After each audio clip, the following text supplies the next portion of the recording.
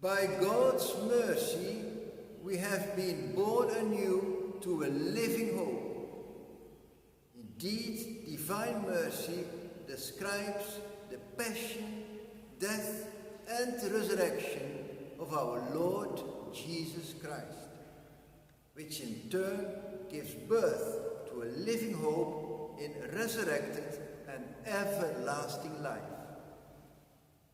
It is not too difficult to see resurrection as mercy. But when it comes to passion and death, it is more complicated.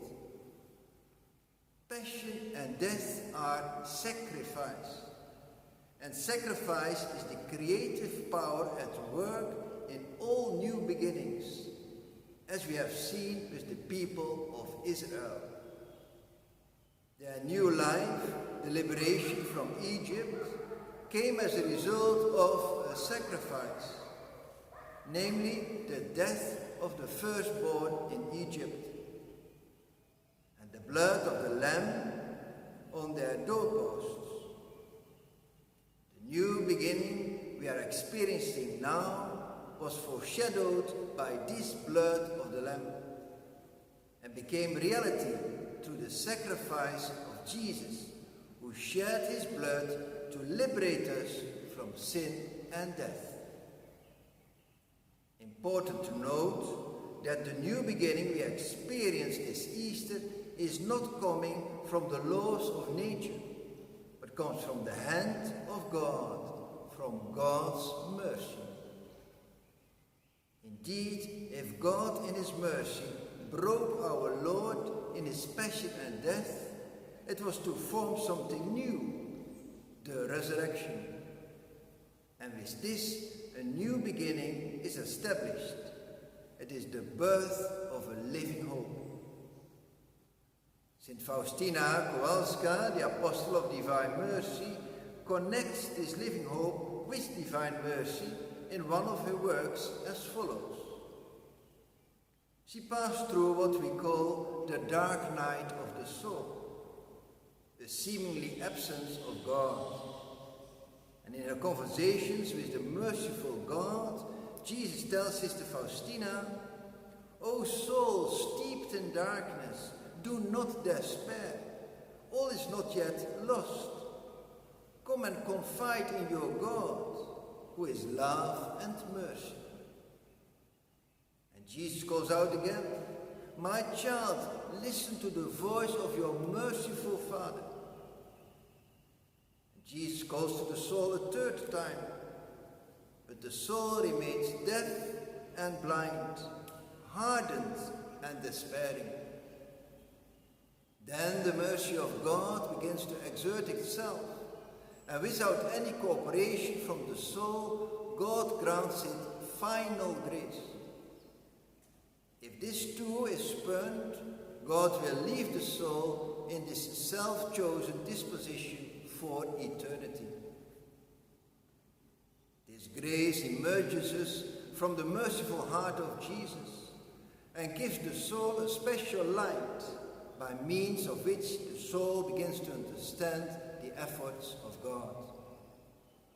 But conversion depends on its own will. The soul knows that this, for her, is final grace, and should it show even a ray of goodwill, the mercy of God will accomplish the rest. We are so used to the hymn, "Amazing Grace," which is truly God's mercy in action. But how many of us know that the composer of this hymn was John Newton, a slave trader, bringing slaves from Africa to South America? So many lives sacrificed at his hands. Any hope? Yes, Amazing Grace caused the ship to end up in a devastating storm. Terror-stricken and despised his unbelief, John Newton cried out, "Only God can help. Lord, save us, save my crew and my ship." And truly, the storm calmed down, and that was the conversion to John's Christian way of life. And indeed, God accomplished the rest. John gave up slave trading, starting right against the traffic of human beings, and wrote his well-known hymn, Amazing Grace. Indeed, it is not enough to call out, Lord, have mercy. We need to open ourselves willingly to receive the grace of God. And so the importance of the words, Jesus, I trust in you. Even to be able to speak out these words, Jesus, I trust in you, is already a grace. And like the seed falling on a rock and between weeds, it can take time for grace to bear its fruit, as it was for Thomas, who finally was able to call Jesus my Lord and my God. By grace, the first believers had all things in common and distributed their possessions to those in need. Truly, this is grace and mercy. How far are you able to do so? Or in other words, how far have you opened yourself to God, to God's grace and mercy to bear its fruit? Divine mercy is a gift and a task. A gift and a task to be an apostle of divine mercy through your trust in Jesus.